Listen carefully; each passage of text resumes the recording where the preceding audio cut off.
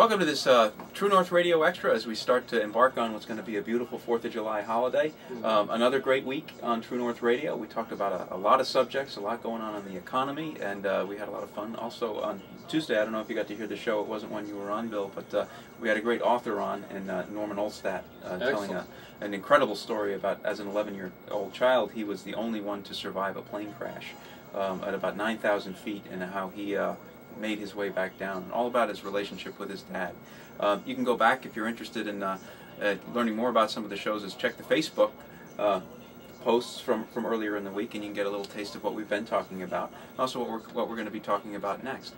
But today, it was all about the 4th of July and what a significant day that is in our nation's history. And we touched on certainly the Declaration of Independence, but you never really can.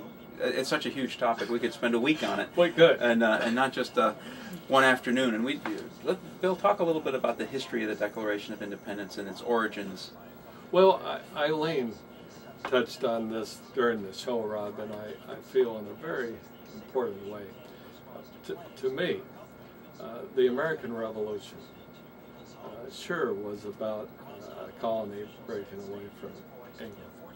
But what makes it really important is that it was a revolutionary idea. And the idea was that the freedoms we have, the rights we have as individuals, come from God.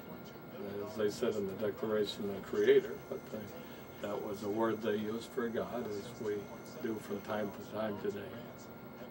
And then we lend them to our political leaders. We lend those rights, or we lend the right of political leaders to make limitations on our individual freedom temporarily, and only with our consent and reaffirmation through the election process. This was revolutionary because up until that time, with very few exceptions, you might talk about Greece or Athens, perhaps, but with very few exceptions, the history of mankind was, even the history of civilization, was that power indeed started with God, but it went to the ruler, the king, or the queen, and then the king or the queen dispensed what rights they saw fit to the people, and again, only with their consent. It was so bold, that statement of self-evident, when they wrote that down in the Declaration of Independence, because you're right, Bill, there was absolutely nothing in history up until that point that would give any indication whatsoever that those rights were self-evident. Everything to the contrary. The other thing, Bill, that I'd like to talk about is, and we touched upon this on the show today as well, but not as much as I would have liked, is the idea of how much are we, as citizens of the United States, should we be entitled to keep of the money that we earn?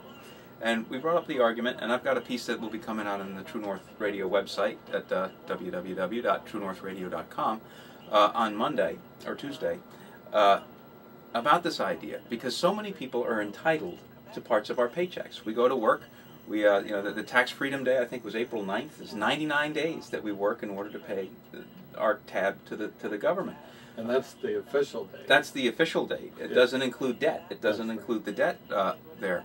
So you put that $60 trillion debt for unfunded liabilities on our entitlement programs, and or into September or October. It's a frightening number.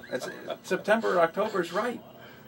So that's it. But they're entitled. We have the national debt of $13 trillion and growing, that our creditors are entitled to a portion of our paychecks because we owe them the money. We borrowed it through our government that we elected. We owe them the money. They're entitled to it. So my curiosity is, what percentage of my paycheck that I earn through my free labor in pursuit of happiness should I be, as a citizen of the United States, entitled to keep with the same grasp of entitlement on that money that somebody who has a Social Security claim or a Medicaid claim or a creditor claim be entitled to? Because that's what this country is all about. Life, liberty, and the pursuit of happiness. And as we talked about in the 13th Amendment, it's unconstitutional to have slavery or involuntary servitude. If it gets to the point where that number is 100%, has to go to the government, we're violating the 13th Amendment as far as I can see. Well, I like the way you think, Rob. And I think that's an excellent metaphor, an excellent way to illustrate the issue of economic freedom and the threat of economic slavery. It's a very simple question that we can ask, not only of ourselves, and I'm very curious to see what our listeners think, where they would peg that number. Would it be 80%? Would it be 40%? Would it be 20%? I think we had a caller today that might have said it should be 100% of our income that we should be able to keep. But I also want to ask our congressional delegation, and I want to send this as a letter to them on the 4th of July, asking for a simple answer of where they would peg that number. And I think it's a question that all of us should ask our congressional delegation, because if it's just me, they'll probably blow it off. But if they start getting letters and emails and phone calls from people throughout the state that want a simple answer to a simple question, I think it's going to put them on the spot, and I think we can have an impact.